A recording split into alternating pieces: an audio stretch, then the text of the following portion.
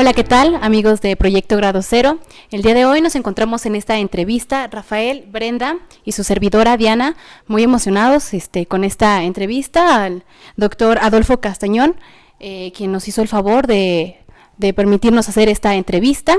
Y pues bueno, ¿quién mejor que él para presentarse? Bueno, muchas gracias por su visita y por su entrevista.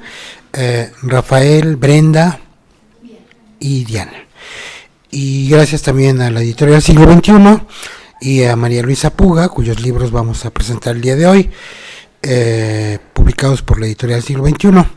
Adolfo Castañón no es doctor, nació en la Ciudad de México en 1952, es lector, escritor, crítico literario, traductor y pues trabaja en Siglo XXI Editores y nací en el centro histórico de la Ciudad de México, o sea que soy chilango de prosapia. Bueno, yo primero conocí la literatura de María Luisa Puga y después la conocí a ella. El primer libro que yo conocí de ella es que se titula Las posibilidades del odio, que fue publicado por la editorial Siglo XXI, por esta casa, en el año de 1978, cuando María Luisa tendría ella nació en el 44, cuando tendría unos 44 años, 34 años. Probablemente este libro lo escribió un año antes, más o menos, lo debe haber escrito en esta edad crítica, que es la de los 33 años, cuando se supone que el hombre está en el medio del camino de la vida, aunque ahora ya la tecnología, la mitad del camino, quién sabe a dónde quede. Pero el libro me llamó la atención, este libro inicial, Las posibilidades del odio, primero por su título. Pues uno pensaría que el odio no tiene posibilidades. Y después por su temática, por su ambiente, porque es un libro que está escrito, es una novela con distintas estampas que recrean la vida cotidiana en un lugar que está en las antípodas, en el otro lado del mundo, Nairobi, Kenia, donde María Luisa Puga estuvo viviendo ahí durante un largo tiempo. ¿Y qué es lo que hay en Nairobi, Kenia, en las posibilidades del odio, de posibilidad de común con la circunstancia actual, mexicana, contemporánea, latinoamericana? Bueno, uno de los puentes que hay entre la realidad histórica y geográfica de allá y la de acá, social, es el tema del racismo, del clasismo y de las diferencias sociales entre grupos.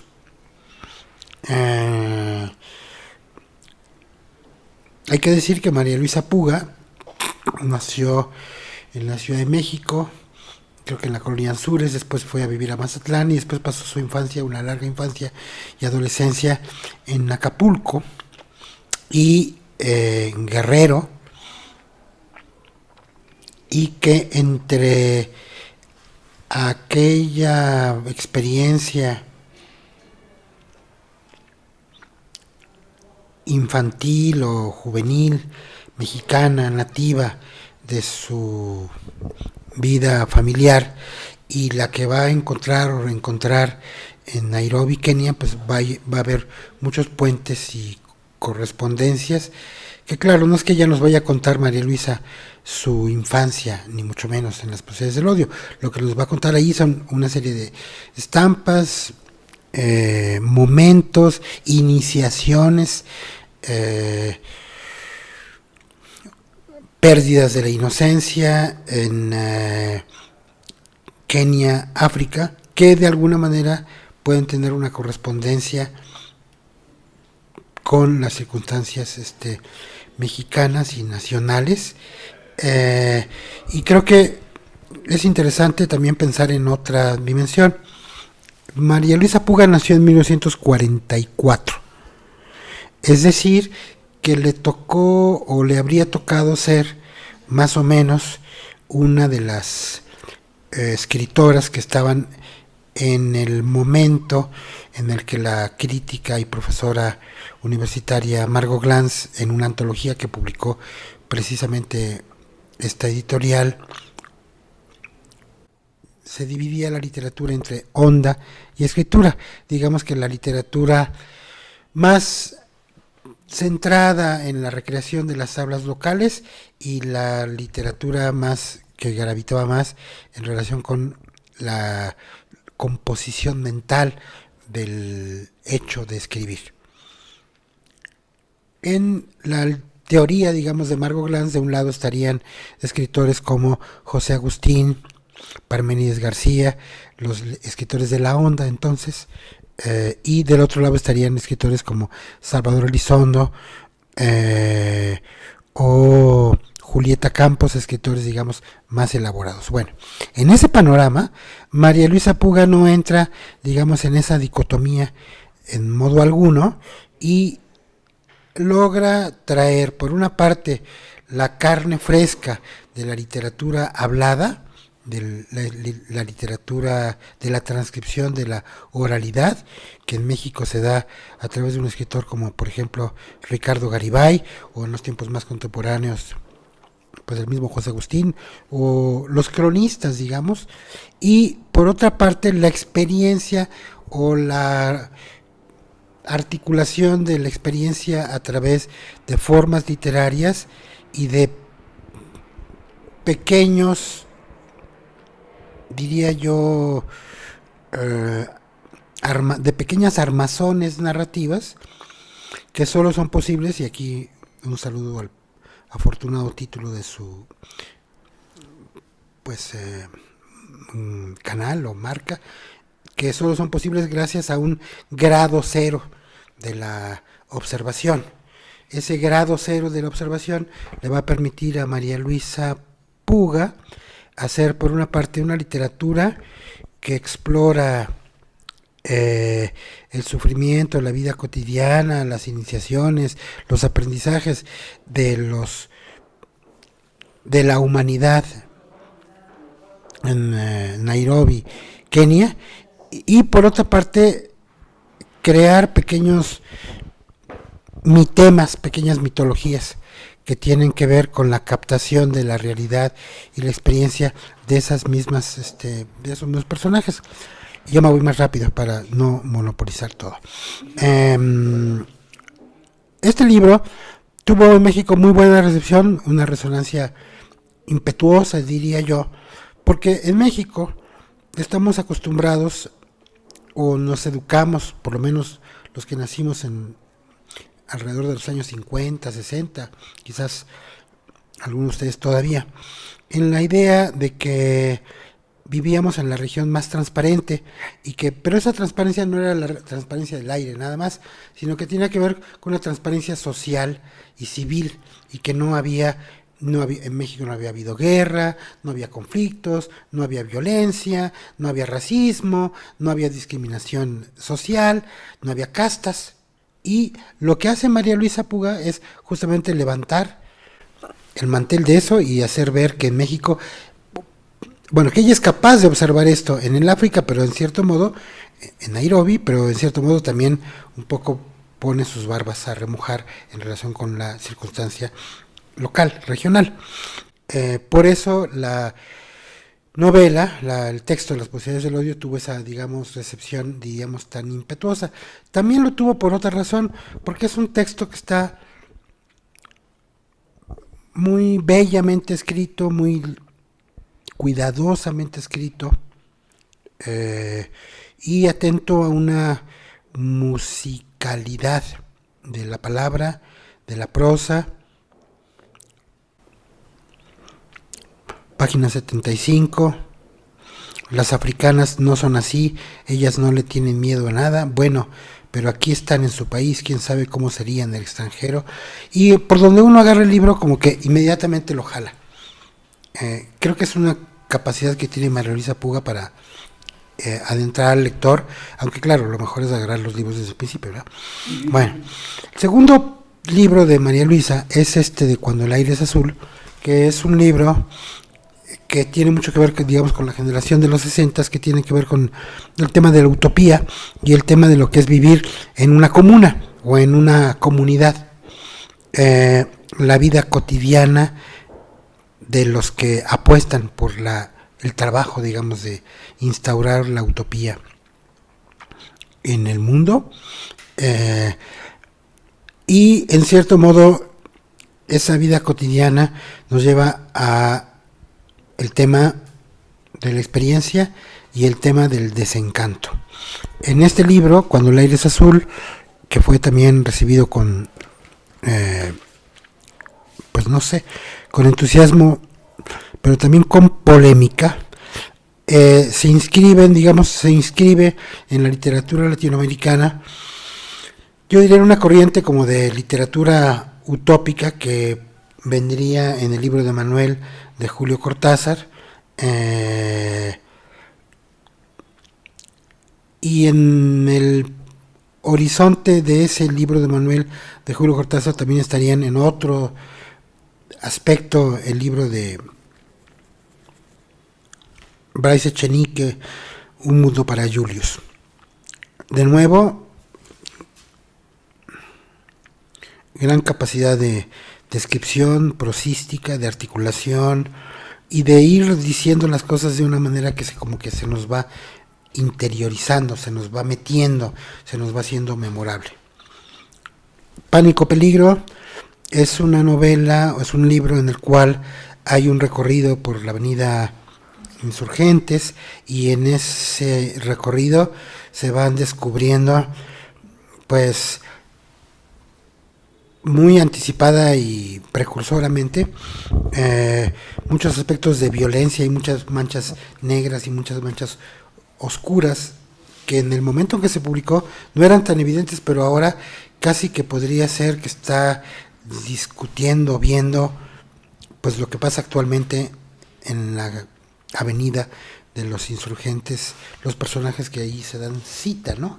Aunque quizás como la historia es tan rápida, el pánico de María Luisa y el pánico de ahora, el peligro de ahora y el peligro de María Luisa, pues son cosas distintas, pero me llama la atención que después de haber hecho una obra que tenía una propuesta, digamos, idílica, viene una obra que es como un baño como de agua fría, una inmersión en la violencia, aunque también aquí hay mucho realismo, no es una literatura acaramelada. De nuevo, yo sentiría que hay una voluntad de explorar, quizás en todos, pero en estos dos más, y aquí ya particularmente, el universo de de la pareja, de las parejas, de los encuentros, de los desencuentros, de la amistad, las amistades, porque aquí el peligro no es solo un peligro social, sino también puede ser un peligro interior de clavarse demasiado con otra persona o de ser secuestrado mentalmente por otro, ¿no? Por el atractivo de otro. Finalmente me quedo al final toco La forma del silencio, que yo creo que es un libro en el que María Luisa reafirma su capacidad narrativa, su capacidad de ser una escritora que nunca a lo largo de estos libros, ella siempre está cuidando de no perder la inocencia, de no perder la infancia, de no perder la frescura. Y este libro es en cierto modo una especie como de recorrido por los ámbitos de la frescura o de los huecos donde se puede aparecer ese silencio que nos permite regresar al grado cero que es el grado de la creatividad. Entonces, con este pequeño prólogo me quedo expuesto al sol de sus preguntas. Pues, Bueno, como el primer libro que usted estaba mencionando, Las posibilidades del odio, a mí me quedó como esta idea de la similitud que tiene con México. Por ejemplo, pues ambos fuimos naciones que sufrimos una invasión y posteriormente una subordinación. Mi pregunta sería, ¿cuál es la diferencia entre estos odios? El odio entre las diferentes clases, y a pesar de que son contextos diferentes los que se viven en Kenia y aquí en México, pues vemos que el odio hacia los conquistadores pues es similar, ¿no? Bueno, yo creo que la diferencia es que allá no hubo mezcla racial y aquí sí la hubo, y ese odio que puede ver acá está mediado por el ritual, por la máscara de la ceremonia, por las fiestas. Está mediado, está hibridizado. Allá es como un poco más frontal. El libro de María Luisa me recuerda a mí la escritura de dos escritoras sudafricanas, una más que la otra, pero las dos. Una es Doris Lessing. Doris Lessing es una escritora feminista que ganó el premio Nobel, y cuya primera novela tiene que ver con el tema de una violación en el ámbito de Sudáfrica. Y bueno, aunque en las posibilidades del odio no se llega a eso, sí hay el tema de la violencia sexual. El odio, entonces, creo que también hay que ver una lección en el tema sudafricano. Los sudafricanos hicieron de ese odio una posibilidad de convivencia a partir de Nelson Mandela y la capacidad de reinvención de una sociedad. Y María Luisa, bueno, pues no está hablando de México, está hablando de África, pero logra ver justamente que en esa fractura puede haber unos destellos de concordia, unos destellos de conciliación. Creo que esta es una apuesta también de literatura en la cual hay una voluntad de hacer una introspección, pero en el cuerpo del otro, o a través del cuerpo del otro. Es decir, voy a conocerme a mí mexicana o a mí latinoamericana a través de la máscara o la mediación africana, y voy a como a rebotar todo aquello contra nuestra pared. En ese contexto, como críticos literarios, creo que deberíamos de tratar de situar la novela de María Luisa Puga, Las posibilidades del odio, que está situada en el África, con otros textos que tienen que ver con el África, tanto en América Latina como en España y como en África misma. La otra escritora a la que yo estaba pensando es Nadine Gordimer, pero creo que la que tiene más gravitación sobre María Luisa es Doris Lessing. Hay un libro de Doris Lessing que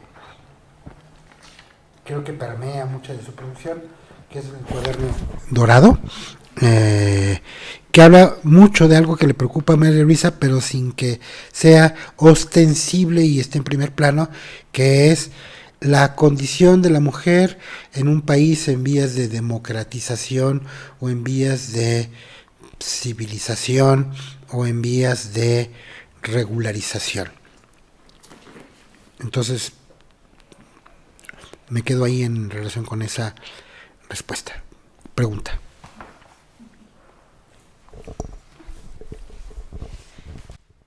Bueno, y como veníamos comentando, en La forma del silencio nos menciona cómo los problemas son similares. Los parques de las ciudades subdesarrolladas y desarrolladas, a pesar de que es obviamente la infraestructura muy diferente por las posibilidades que tiene cada una de estas, pues sí vemos estas similitudes, estos ejes articuladores que nos menciona, por ejemplo, que en ambos parques va a haber niños llorando, ancianos en las bancas, parejas de enamorados.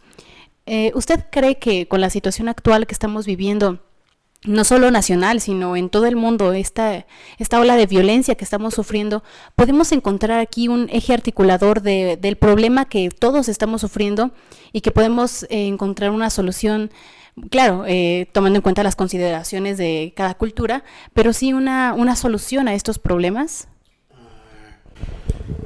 A ver, la dificultad de un interrogatorio como el que me hace es que induce de alguna manera un poco la respuesta. Yo pensaría que la literatura no da soluciones, pero sí da posibilidades de reflexión para encontrar soluciones mejores. Y creo que una de las cosas que hace la literatura y que hace María Luisa Puga es mantener la diferencia, mantener la calidad y mantener un poco la posibilidad de la descripción que nos devuelve el sentido un poco de las cosas. Entonces, en la forma del silencio, María Luisa Puga nos está de alguna manera pintando las posibilidades del silencio, las posibilidades creativas del silencio o las posibilidades creativas, de nuevo, del punto cero, a través de la lentitud. Y creo que es algo que importa mucho en la literatura, en el ámbito de la creación, es el ir despacio. No se puede ir tan rápido como se va en una película, en un medio audiovisual.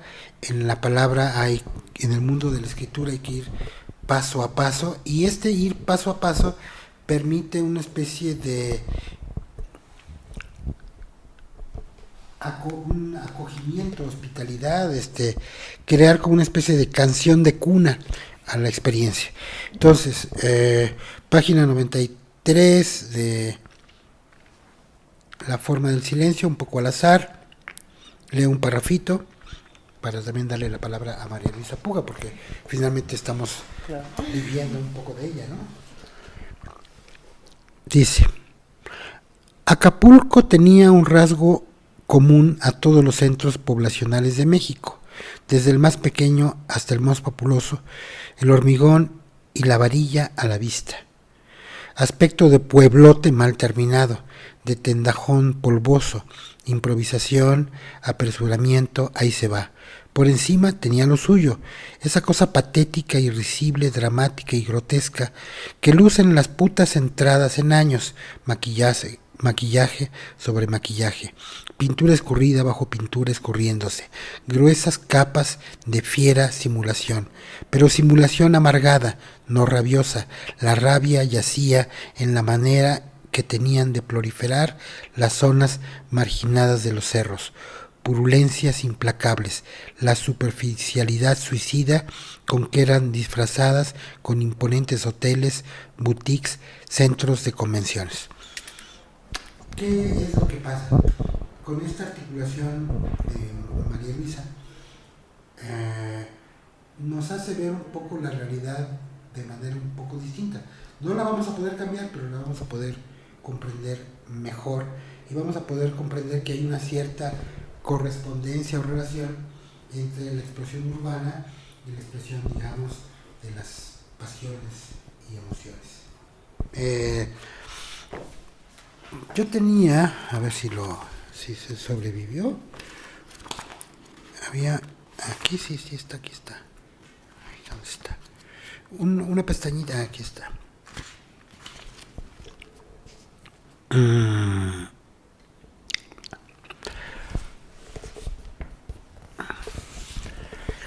Uno de los temas que corroe, que atraviesa la escritura de María Luisa Puga es el tema de la vocación literaria y la vocación artística y del que va a ser uno. Entonces, esa pregunta viene una y otra vez y tiene mucho que ver a veces con la inocencia y también con el trabajo y con la relación con el mundo de los adultos, porque en muchos de estos textos, en las procedures del odio, en la forma de silencio, lo que está hablando es una voz que quiere ser niña, o la voz del niño, o la voz del adulto que tiene nostalgia del niño. Entonces, de nuevo, para darle la palabra a María Luisa Puga, y todavía en la página 58 de La forma de silencio. ¿Se llega a tener una idea muy concreta de lo que quiere ser, de lo que se quiere ser en la vida? Digo, los padres cuando expresan sus ambiciones respecto a nosotros, nos echan encima todo lo que quisieran que hiciésemos por ellos, como si nuestra vida fuera una prolongación de la suya que se pudiera dirigir a control remoto. Nos hablan de lo que consideran digno, valioso, entrañable. Suenan a raído, a desinflado. Sus palabras son siempre más grandes que ellos, como trajes pasados de moda, guardados en el closet con naftalina. Y no obstante, lo moldean a uno, le imprimen a uno su sello, su marca, sus miedos e inseguridades. Luego anda uno por el mundo diciendo, así soy, a mí lo que me gusta es... Pero un pariente viejito inocentemente puede señalar, tiene la misma sonrisa que su tía Luz, o, ¿se acuerdan del primo Ramón, el de la nariz colorada? Es idéntico. Y uno con ese afán de originalidad, esa sensación de estar descubriendo el mundo por primera vez, estar comprendiendo cosas que hasta ese momento habían estado ahí confusas, y uno que cuando siente cree que es la primera vez que se siente y por eso necesita comunicarlo, uno que vagamente anida en el alma de ser el mejor, lo definitivo. Las biografías de los hombres célebres, escritas a la luz de lo transcurrido del 8, toman al individuo en cuestión y todo en él o ella, hasta sus más pequeños matices, resultan significativos. Esa mirada perdida en el horizonte, ese tic nervioso que le hace tamborilear los dedos sobre la mesa, esa tos, ese caminar desguanzado. Estamos hechos de imágenes idealizadas e irreales, inhumanas. Y sigue. Pero creo que esta pequeña muestra, como muestra de laboratorio, para hacer un experimento, nos puede dar un poco el tono de lo que ella va destejiendo, que es la forma en que podemos llegar al silencio, es decir, al punto cero de la creatividad o de la inocencia. Y el tema de la vocación, creo que en María Luisa Puga está muy relacionado con el tema de la revelación o descubrimiento de la inocencia primera. Y ahora, esos fueron los libros de María Luisa. Yo conocí a María Luisa Puga en persona mucho más tarde, después de haber leído estos dos. Había escrito sobre ella, teníamos amigos en común.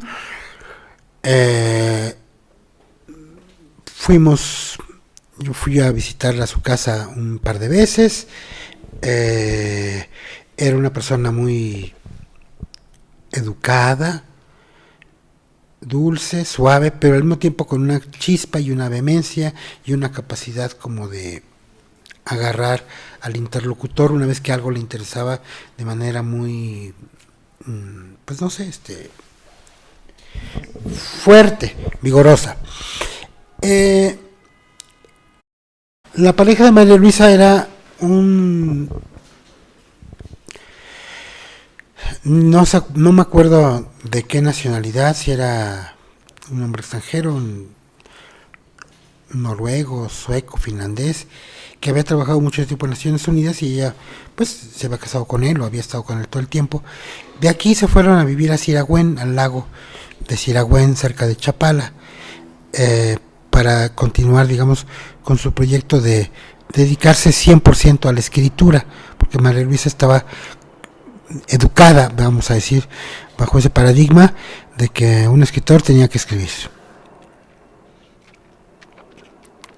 y no dar entrevistas sobre otros escritores, como yo, ahora.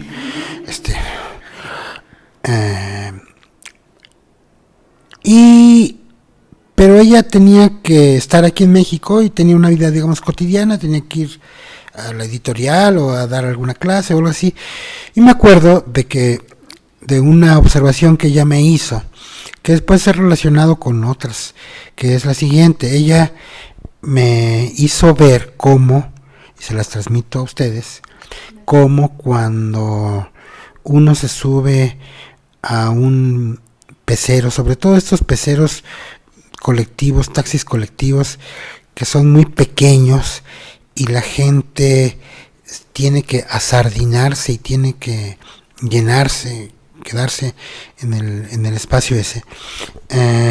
Súbitamente, esa gente que está expuesta a una violencia, esa violencia del hacinamiento, se vuelve súbitamente, repentinamente, se vuelve más educada y entonces pide perdón, dice con permiso, le pide al vecino que por favor le pase el dinero al de adelante, y aquello de alguna manera se transforma en un microcosmos distinto de la ciudad salvaje, donde los coches se avientan unos contra otros como si fueran bólidos, y adentro se restablece, eso es lo interesante, adentro se restablece, digamos, la posibilidad de la civilidad, de la civilización, de la humanidad.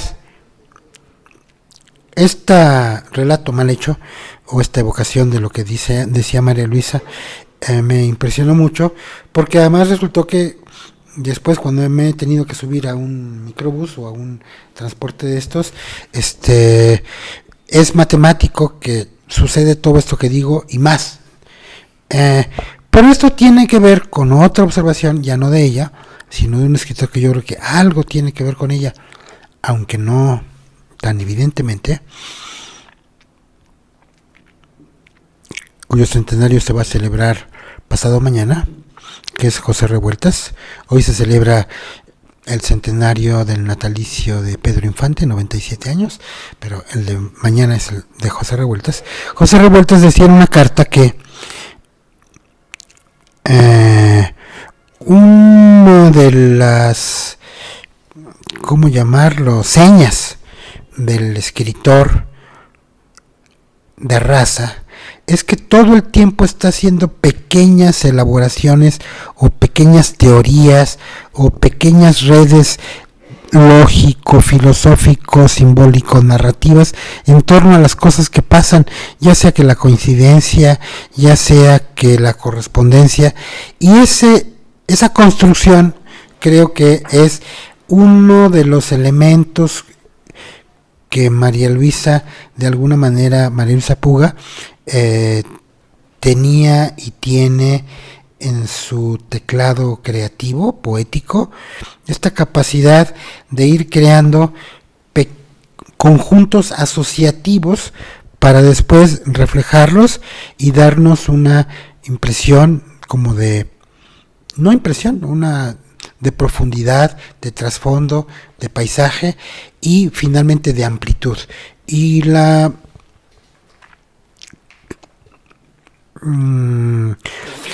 creo que lo que dejan los libros de María Luisa Puga es una capacidad de respiración mayor y de poder entender, de poder ampliar nuestro conocimiento mentalmente y cordialmente hablando a través de las distintas experiencias que ella va ensartando y juntando en relación con la vida familiar de cada uno, o la vida amistosa, la vida civil, la vida urbana y también la vida en el campo de cada uno de los libros que ella trabaja, y siempre con un lenguaje fino, esmerado, tranquilo, y poético, desde luego poético, y siempre entonces regresando al punto cero de la creación.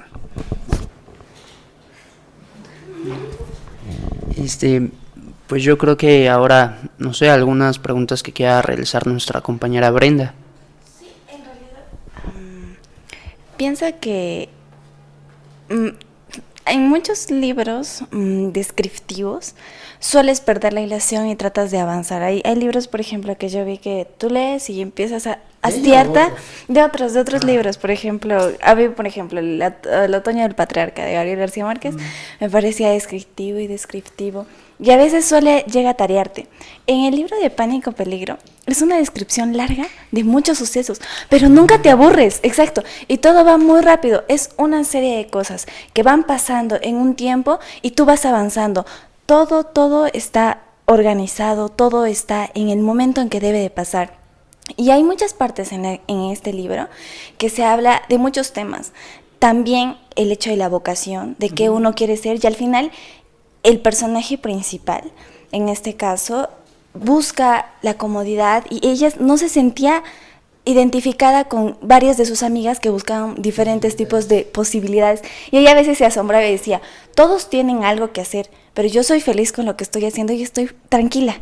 Pero se hastiaba de que todo el mundo tratara de meterse en su vida y en sus cosas. Y hay otra característica especial en el libro que es el mar. Bueno, Le gusta en muchos lugares. Y yo de la obra la considero un parte principal en el hecho de que le gustaba mucho el mar y que en el mar se siente tan tranquila y que nunca, en este caso, nunca llegó a meterse. Quisiera saber si usted de alguna de las prácticas o experiencias que tuvo con María Luisa Puga le habló de esto, porque es una parte principal que dice que ella no logra entrar al mar, pero estar allí le producía un placer inmenso y era así.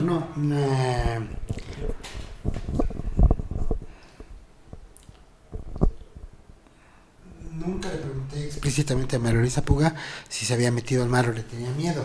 Sé que hay un poeta amigo mío que se llama José Luis Rivas que habla del mar y le tiene terror al mar. Pero sé que María Luisa Puga, tanto en La forma del silencio como en aquí, como en Cuando el aire es azul y también en Las posibilidades del odio, la presencia del mar es como un elemento que es como un personaje, digamos, continuo, siempre está ahí. Y ese mar, yo creo que es parte de su imaginario y también parte de su, digamos, reconciliación o conciliación. En relación con la comparación con El Otoño del Patriarca de Gabriel García Márquez y esta novela, creo que, bueno, hay que comparar lo comparable. Ya desde el título sabemos que García Márquez nos está hablando de algo que huele a otoño, como es un dictador viejo, algo que huele en cierto modo a muerte, y él está haciendo una especie como de dibujo prosístico sobre la vida de un dictador venezolano que se llamaba Juan Vicente Gómez, y está reescribiendo una novela que es la novela Oficio de Difuntos de Arturo Uslar Pietri, y en cierto modo está como dándole una segunda mano de pintura a una mesa que ya estaba pintada, con todo respeto a García Márquez. En cambio, María Luisa Puga está presentándonos una narración donde lo que está pulido está recién pulido, está fresco, está recién labrado. Entonces hay una vivacidad, una vitalidad de la experiencia que se está dando aquí, que es la experiencia de ella y de sus amigas y de las personas con las que convivió, y eso creo que ese sello de realidad o de vivacidad la hace de alguna manera pues inconfundible, ¿no? Yo tenía otra pestañita en que tiene que ver con esto, con la velocidad. Yo lo había dicho de otra manera para mí mismo, que era el carácter como intempestivo, o sea, ella está como que siempre brincando, como que siempre saltando, como que siempre no está atornillada en un lugar, ¿no? Y eso se siente en su prosa, por ejemplo. Y es de algo muy descriptivo, pero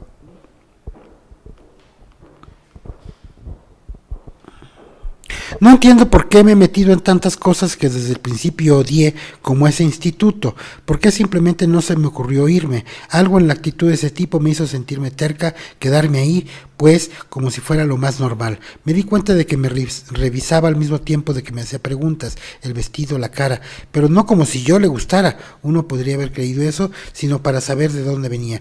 Tuve la misma sensación que en el Ágora con la gente del café y la forma en que...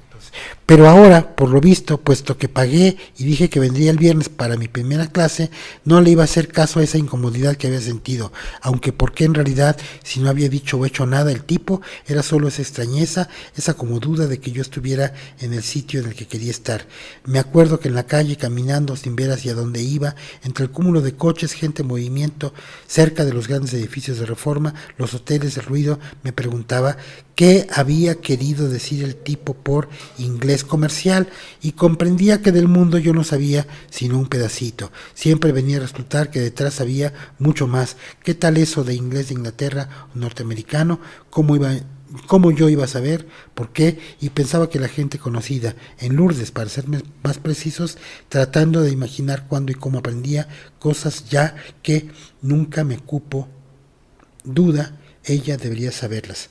Jamás en lo que contaba le había notado la sorpresa, la confusión que a cada instante sentía yo, aún en las situaciones más inocentes. Ella siempre está cuidando, bueno, no cuidando, pero haciendo la diferencia entre las personas que muestran sorpresa y las personas que no muestran sorpresa. Las personas que están como expuestas y las personas que no están expuestas, y creo que esto tiene que de alguna manera que ver con su pregunta y también un poco con el tono de la literatura de María Luisa Puga, que aunque no está hablando del momento, digamos,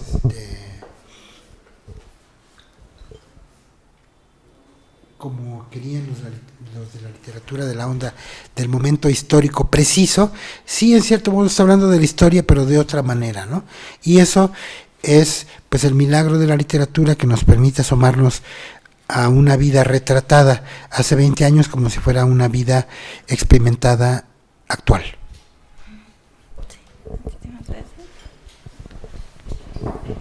Ok, bueno, a mí me gustaría retomar el libro de Cuando el aire es azul, un libro en el que nos narra precisamente cómo se vive en un pueblo donde literalmente el aire es azul. El personaje principal es Tomás y él va descubriendo de alguna u otra forma los problemas que existen en este pueblo y cómo es que debido a este aire pues son distintos a las demás sociedades. Hasta los perros, de hecho. O sea, por el aire no se podía ver la televisión, no podían vestir de azul porque se perdían, y de alguna u otra forma tampoco podían salir de ese pueblo, ni los extranjeros podían entrar porque no se podía respirar ese aire azul, o no podían en dado caso ellos respirar otro aire. Pero mi pregunta va enfocada en cómo se ve reflejado el problema de la exclusión cuando los mismos, digamos, ciudadanos pueblerinos, en este caso, cuando Tomás, de alguna u otra forma, aceptan esta exclusión, cuando se vuelven parte de la periferia, pero no sienten este rencor hacia este problema, sino lo aceptan. Bueno, yo creo que es uno de los problemas de la novela misma, como apuesta utópica. Cuando, ni modo por las referencias, cuando ganó la presidencia el presidente Fox, al día siguiente fui al Perisur y alguien me dijo, ahora todo el aire es azul, que es una metáfora en relación con el pueblo. Esa metáfora ya no la vivió María Luisa, pero creo que tiene que ver con esta idea del autoencantamiento de una sociedad que se identifica con el estar encerrada en unos valores y en cierto modo cautiva de esos valores y también inhibida en relación con esos valores de jugar el juego de lo azul, digamos, ¿no? Creo que la novela es una apuesta muy audaz porque logra mantener por una parte, la credibilidad de que todo en el ámbito de esa población es azul, pero también la credibilidad de que las personas obedecen la ley de no salirse, digamos, de no salirse del cuento, de no salirse de la historia. Entonces, y ahí empezamos ya con los problemas, digamos, de otro orden, asumen como una especie de obediencia voluntaria la idea de excluir al otro para hacer como casita en ese pueblo donde todo está pintado con valores utópicos, está pintado con el azul. Yo en ese sentido creo que la novela es una novela muy significativa y también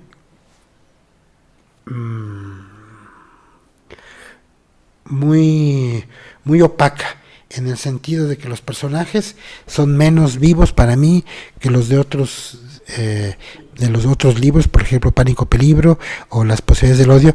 Yo siento que aquí en Cuando el aire es azul están un poco más convencionalmente fabricados, digamos, y en ese sentido en lo que escribí cuando salió la novela como lector,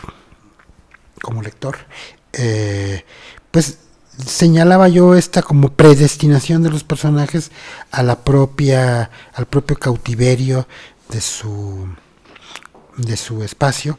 Y bueno, la pregunta que usted hace es una pregunta que habría que hacerle no tanto a los personajes, sino a la novelista misma, o que nos pone también en otro contexto que tiene que ver con lo siguiente. En la sociedad de consumo, donde por una parte, como diría Carlos Fuentes, hay las villas miseria y por otro lado hay los centros, los palacios de cristal, de alguna manera la apuesta de María Luisa Puga busca ser una especie de palacio de cristal como que humanizado, ¿no? Pero finalmente es un palacio de cristal. Es decir, está como sometido a un aislamiento, ¿no? Y en ese contexto creo que la gran desafío para los personajes de María Luisa, para María Luisa y para nosotros mismos es cómo salir del aislamiento. O sea, y lo digo de una manera así muy quizás profana, es cómo salir de Perisur o cómo salir del campo miseria, cómo salir a una calle que sea, pues no sé, la calle, ¿no? En ese contexto yo creo que Cuando el aire es azul es una novela es la novela en la cual hay más costumbrismo que en las otras. Y eso tiene que ver con que María Luisa tuvo que detenerse en una circunstancia para poderla describir y ubicar mejor. Y también debo decir que lo que había dicho al principio, que lo que está detrás de la novela es el juego de las amistades, de las parejas, de las alianzas, de las convivencias, ¿no? Que no siempre es un juego afortunado y a veces es un juego un poco fatal, ¿no? Claro. Porque los muertos también son azules. Sí.